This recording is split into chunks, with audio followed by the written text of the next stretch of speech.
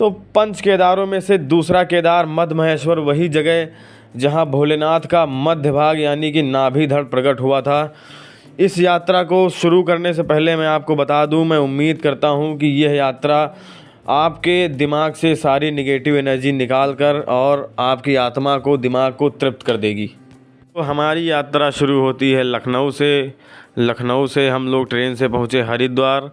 आप अपनी यात्रा अपने प्राइवेट कार या ट्रेन या बस किसी चीज़ से भी शुरू करेंगे, आपको सबसे पहले हरिद्वार आना पड़ेगा। हरिद्वार से जो लोग बस से जाना चाहते हैं उनको बस मिलेगी सुबह 4 बजे से सुबह 6 बजे तक बस मिलेगी, जो आपको लेकर जाएगी ऊखीमठ तक। ऊखीमठ के सुंदर नज़ारों को एक्सप्लोर करते हुए आप पहुँचेंगे कैब से राशि गांव, और राशि गांव से आपकी मध्य महेश्वर की पैदल यात्रा शुरू होती है। राशि गांव से थोड़ा आगे अकतौली धार तक भी कुछ कैब ले जाती हैं और वहां से आपको पैदल यात्रा करके जाना होगा मध्य महेश्वर के मंदिर तक।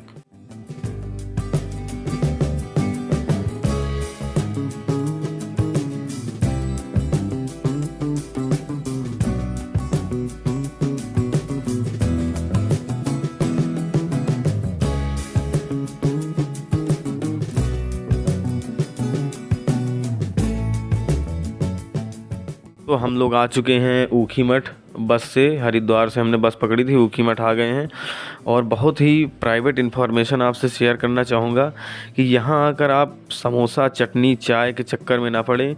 जैसे ही आप ऊखीमठ पहुँचे, सबसे पहले आप अपना शेयरिंग कैब खोजें और उसमें अपना सामान रखकर सीट बुक कर लें, क्योंकि भाई राशि तक बहुत ही लिमिटेड शेयरिंग कैब जाती हैं और कहीं आपने इसमें चूक की तो आपको ऊखीमठ में भी स्टे लेना पड़ सकता है, जिससे आपका बजट और टाइट हो जाएगा।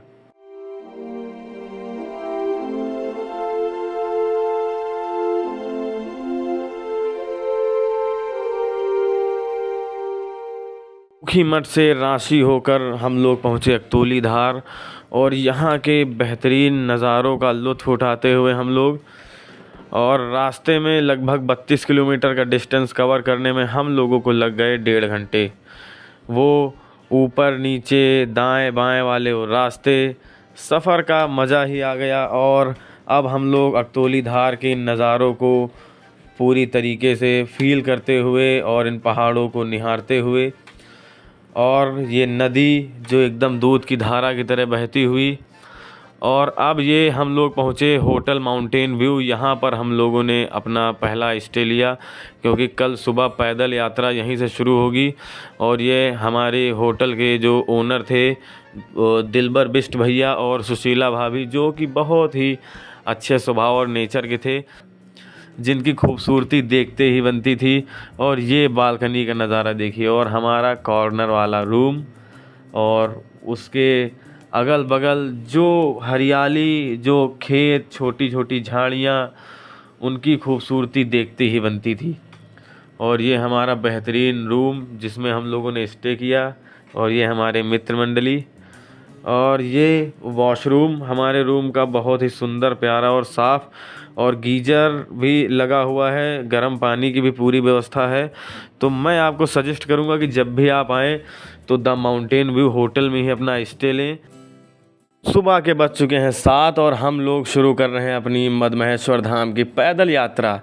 चमकते हुए चेहरों का राज आपको बता दूं कि अभी हम लोग जाएंगे 4 किलोमीटर इस पहाड़ी के नीचे और पहुंचेंगे गोंडार गांव, जहां से हमारी कठिन यात्रा शुरू होगी। अभी तो हम लोग बहुत आसान फेज़ में हैं।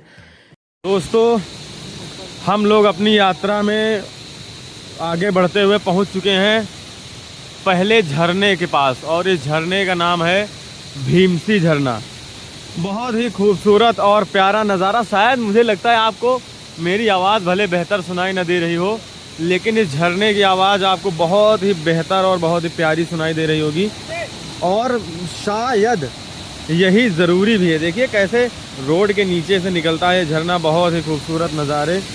और यहाँ से गोंडार गांव की दूरी जो है वो 2.50 और श्री मध्य महेश्वर 12.550 किलोमीटर है। और देखिए लोग कैसे इसी पानी को पीते हैं। आप इसको देखकर इससे अंदाज़ा लगा सकते हैं कि इस पानी की क्वालिटी कितनी बेहतर होगी कि लोग उसी पानी को पीते हैं जो उस भीमसी झरने से निकल रहा है।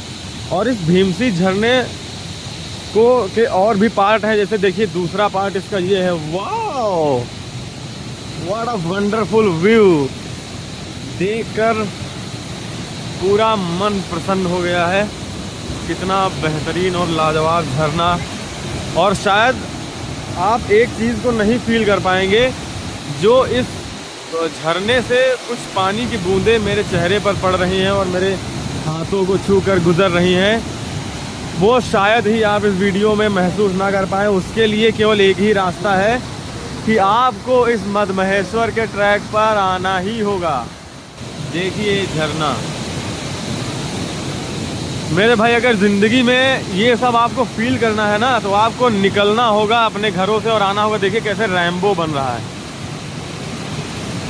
वाओ, मज़ा आ गया मेरे भाई। दोस्तों, हम लोगों ने झरने के पूरे मज़े उठाए और जितना ज़्यादा से ज़्यादा हो सकता था उतना उसको देखा और कैमरे में कैप्चर किया। उसके बाद हम लोग अब चल चुके हैं, उस झरने का पूरा व्यू हमने कैप्चर करने के बाद हम आगे चल चुके हैं। और अब यहाँ से स्टार्ट होता है चढ़ाई। अभी तो ट्रेलर था समझ लीजिए, असली पिक्चर अभी बाकी है मेरे दोस्त। और देखिएगा कैसे कैसे नज़ारे आपको दिखाऊंगा इस अपनी मद्महेश्वर की यात्रा में। और रास्ते में हम लोगों को नए नए दोस्त मिले हैं अपने यूपी से, वाराणसी, इलाहाबाद के। और बहुत अच्छे अच्छे नज़ारे, जैसे कि अभी आपने झरने में देखा कि सारी चीज़ें कैप्चर कर पाना मुश्किल है। भगवान शिव ने कुछ चीज़ें जो है सिर्फ फील करने के लिए बनाई है, जैसे कि मैं इस ट्रैक की चढ़ाई को केवल फील कर सकता हूँ। और उसके लिए आपको मेरे दोस्त यहाँ आना पड़ेगा, और आने के बाद ही वो सारी चीज़ें आपको क्लियर हो पाएंगी। अब इस कठिन चढ़ाई के बाद हम पहुँचेंगे अगले गांव। और अभी से हमारी यहाँ से अभी हमारी यात्रा जो है लगभग 12-13 किलोमीटर है। और बीच बीच में हमारी आपके ऐसे ही बात होती रहेगी। और देखिए, मैं आपको हाइट दिखाने की कोशिश करता हूँ। ये देखिए कितना नीचे नदी बह रही है, और ये नदी उसी झरने से आ रही है जिसको हमने अभी आपको दिखाया था। नदी का नाम तो दोस्तों, मैं उम्मीद करता हूँ कि अभी तक की पूरी यात्रा के व्यू का आपने बहुत ही आनंद उठाया होगा। और अब हम आ चुके हैं, देखिए सामने देवीधारी के मंदिर, और यहाँ से गोंडार गांव 750 मीटर। हर हर महादेव। देखिए यात्री कितना एनर्जेटिक हैं। और मैं बता रहा था आपको, गोंडार गांव यहाँ से 750 मीटर है। और मेरे भाई यहाँ से व्यू देखोगे ना, तो ऐसा लगेगा जैसे भगवान शिव ने खुद इसकी पेंटिंग बनाई हो। ये देखिए, और यहाँ से नदी देखिए एकदम चांदी की धारा जैसे बह रही है। और ये बोर्ड लगा है, मैं आपको दिखाऊंगा कि यहाँ से किस चीज़ की डिस्टेंस कितनी है। गोंडार गांव 750 मीटर, और बंतोली 2.425 मीटर, नानू 5.750 किलोमीटर, और मद्महेश्वर 11.5 किलोमीटर। और ये है देवीधारी का मंदिर। वाह, इन ऊंची पहाड़ियों में इस मंदिर को मंदिर की सुंदरता को देखते ही बनता है। मैं व्यू दिखाता हूँ आपको। जय माता दी। और ये देखिए, इस नदी का लुत्फ़ उठाइए और इसकी आवाज़ सुनिए। ऐसा लग रहा है कि जैसे चांदी की रेखा की तरह बह रही है। और इस नदी का दृश्य देखते ही बनता है। और दोस्तों, ये मधुधारा की जो गंगा नदी है, इसकी जो आवाज़ है बहुत खूबसूरत है। और मैं आपको एक चीज़ और दिखाना चाहूँगा कि देखिए कैसे डस्टबिन बनी हुई हैं, कूड़ा घर। और भाई मेरे भाई, मेरी बात माने ना, तो ये जो लोग रास्ते में कूड़ा फेंक देते हैं, उनको रास्ते में कूड़ा नहीं फेंकना चाहिए। जैसे ये देखिए यहाँ पे ठहराव है और लोगों ने ये छोटी छोटी पन्नियाँ फेंक के रखी हैं। भाई ये जो जंगल के रास्ते हैं ना, इसमें भी भगवान शिव हैं, क्योंकि कहते हैं शंकर हर कंकड़ में है। और उस चीज़ को फॉलो करते हुए अगर आप भगवान शिव से प्रेम करते हैं, तो ये कूड़ा जो आप रास्ते में फेंक देते हैं, इसको मत फेंकिए, क्योंकि ये प्रकृति भी भगवान शिव के द्वारा ही बनाई गई है। और देखिए यहाँ की गवर्नमेंट ने यहाँ पर लिख के भी रखा है कि आपको कूड़ा नहीं फेंकना है, लेकिन लोग फिर भी कर रहे हैं। तो मेरे भाई याद रखना कि भगवान शिव को डिस्ट्रॉयर के नाम से जाना जाता है। अगर उन्होंने अपना त्रिशूल उठाया ना तो फिर दिक्कत हो जाएगी। उनको सब साफ़ करने में टाइम नहीं लगता है, लेकिन वो साफ़ करेंगे तो जो बनाए हैं वो भी साफ़ कर देंगे सब। तो इस चीज़ का मेरे भाई जब आप मद महेश्वर आइए तो काफ़ी ख़ास ध्यान रखिए, क्योंकि जो सुंदरता है उसको ख़राब भी हम लोग ही करते हैं। तो उसको ख़राब नहीं करना है मेरे भाई, उसको बचा के रखना है। और भगवान शिव से प्यार करते हो तो वो आपसे खुश रहें, कोशिश ये करनी है। तो मैं आगे की यात्रा में आपको ऐसे इंटरटेन और इन्फॉर्मेशन देता रहूँगा। तब तक के अभी के लिए हर हर महादेव, जय शिव शंकर।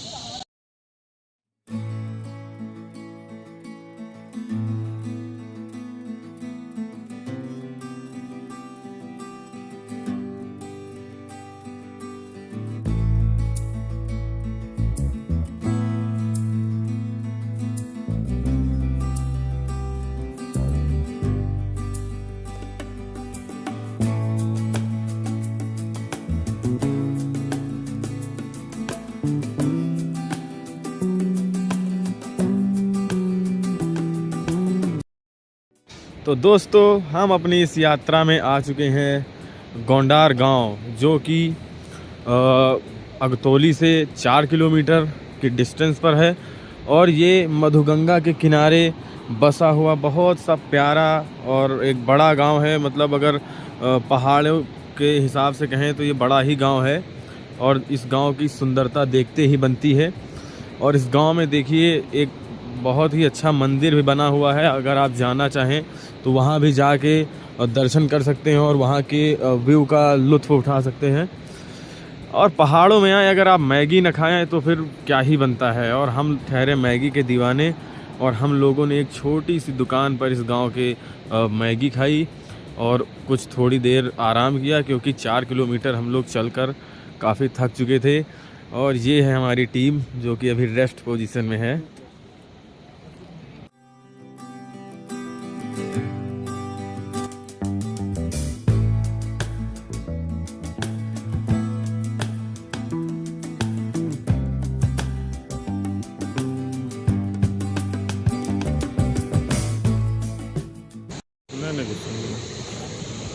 हर हर महादेव।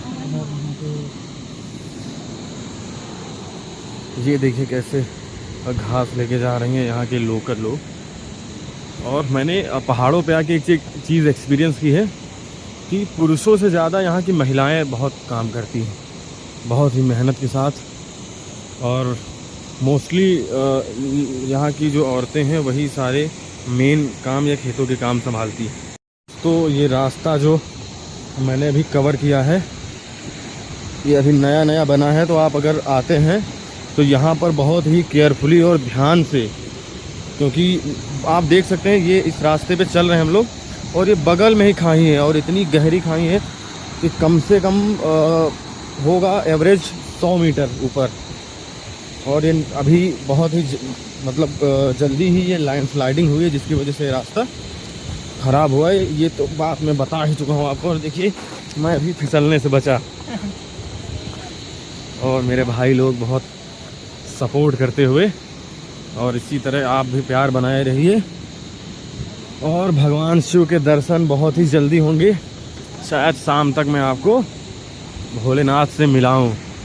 ये वादियाँ देखिए, जितनी तारीफ़ की जाए मेरा तो मन करता है कि मैं इन वादियों के बारे में पूरा दिन बोलता ही रहूं। लेकिन असली खूबसूरती आपको जब तक आप अपनी आँखों से नहीं देखेंगे, आँखों में जब तक कैद नहीं करेंगे, तब तक वो फील नहीं ले पाएंगे जो मैं ले रहा हूँ। तो इसके लिए आपको मद महेश्वर आना पड़ेगा। इसी के साथ हर हर महादेव। दोस्तों हम लोग वनतोली पहुँच चुके हैं, और मेरी मित्र मंडली जो है फ़ोटो खिंचाने में व्यस्त है। तो मैंने सोचा क्यों ना वनतोली के बारे में आपको थोड़ा बहुत कुछ इन्फॉर्मेशन दी जाए, जो कि आपकी इस यात्रा में काम आए। देखिए ये आप रोपवे देख रहे होंगे।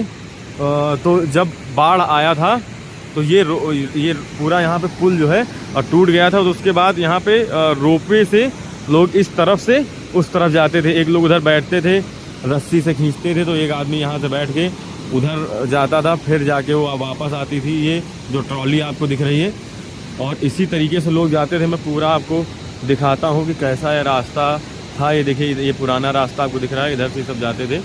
लेकिन जब ये टूट गया तो उसके बाद काम चलाने के लिए यहाँ पे ये रोपवे टाइप का बनाया गया। और उसके बाद अब जो है, अभी प्रेजेंट टाइम में जो कंडीशन यहाँ पे है, वहाँ पे एक लकड़ी का पुल नीचे बनाया गया है, जो कि नया रास्ता है। मैं आपको दिखाने की कोशिश करता हूँ। उस रोपवे को क्रॉस करते हुए हम लोग उस लकड़ी के पुल पे आ गए हैं, जिसके बारे में मैंने आपसे कहा था कि अभी मैं आपको दिखाऊंगा कि उस रोपवे के टूट जाने के बाद लकड़ी का पुल बनाया गया है। ओ अरे वाह, ये तो जिस चीज़ का मुझे इंतज़ार था वही मुझे मिल गया है। यहाँ पे दो नदियों का संगम जो मधुगंगा और मोरखंडा का था, वो मिल गया है मुझे। अरे वाह, इसका इंतज़ार तो मैं बहुत पहले से कर रहा था। देखिए, ये इधर से मधुगंगा बहते हुए चली आ रही है और उधर से मोरखंडा नदी बहते हुए चली आ रही है, और दोनों नदियों के संगम के बाद ये दोनों मिलके आगे मधुगंगा का ही रूप ले लेती हैं, जो नीचे की ओर जाती हैं। और मैं ये नीचे कूदते हुए और इस लकड़ी के पुल को क्रॉस करूँगा। और देखिए क्या खूबसूरत नज़ारा है। लकड़ी का पुल कितनी मजबूती के साथ बनाया गया है कि सारे यात्री इससे यात्रा करते हैं और किसी भी प्रकार की कोई दिक्कत नहीं होती है।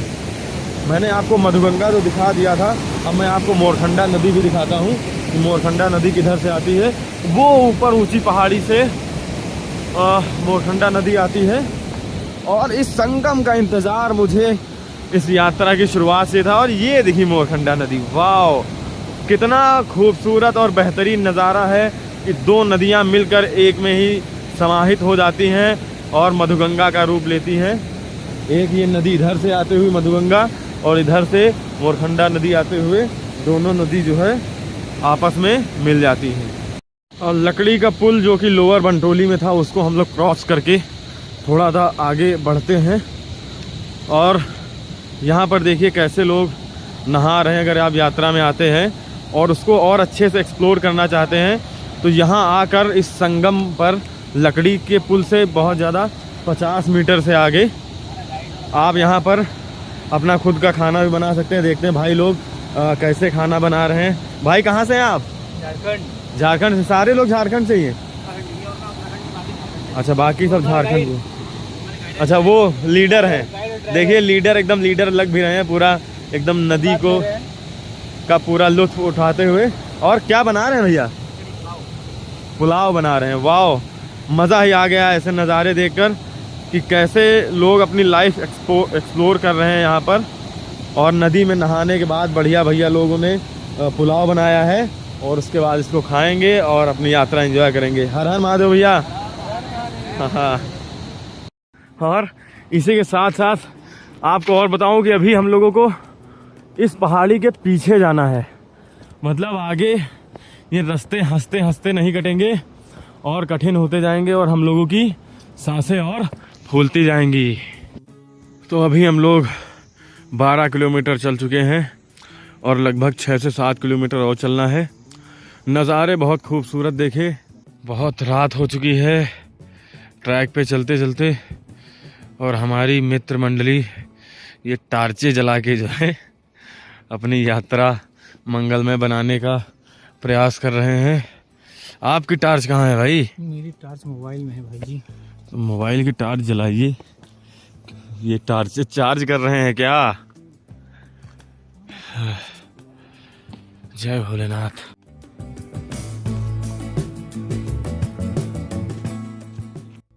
तो फाइनली गाइस हम लोग मंदिर के पास पहुंच चुके हैं, और ये देखिए प्रथम दर्शन बाबा के। मंदिर की चोटी देखते ही शरीर की सारी थकान दूर होती लग रही है, और ऐसा लग रहा है कि पॉजिटिव एनर्जी यहीं से मिलने लगी है। और अभी यहाँ लगभग 100 से 150 मीटर दूर है मंदिर, और ये मेनली बेस कैंप मान लीजिए आपकी यात्रियों के लिए बेस कैंप है, जहाँ पे बहुत सारे रेस्टोरेंट और आपको टेंट वगैरह की व्यवस्थाएं रहती हैं। और ये देखिए हमारे महादेव वहाँ बैठे हैं। देख के तो खुशी हो रही है, मैं आपको बयां नहीं कर सकता हूँ शब्दों में कि कितना अच्छा लग रहा है। हर हर महादेव, जय शंकर महाराज, ओम नमः शिवाय।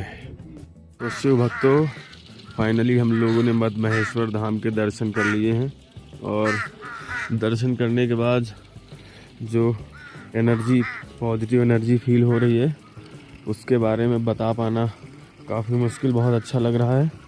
और ये देखिए, यहाँ पर आप जब दर्शन करने आएंगे तो यहाँ पर जल चढ़ाएंगे। इस शिवलिंग का कोई नाम नहीं है फ़िलहाल।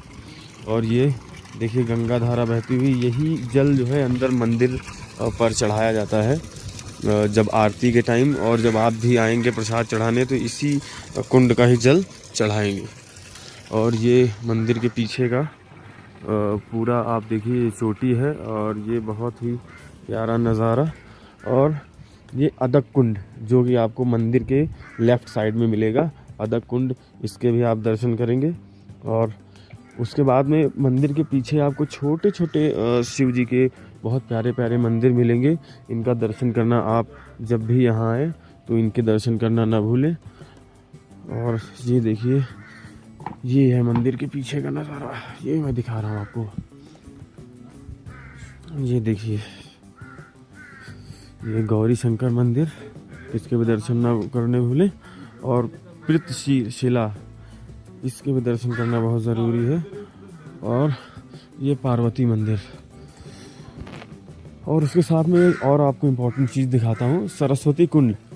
यहाँ पे आप जब भी आएँ स्नान करना ना भूलें। बहुत ही, जितना आप पूरी ट्रैक में थके होंगे, यहाँ स्नान करके आपकी सारी थकान दूर हो जाएगी। देखिए मेरे प्यारे प्यारे भैया लोग शिव भक्त स्नान कर रहे हैं। हर हर महादेव, जय शंकर महाराज।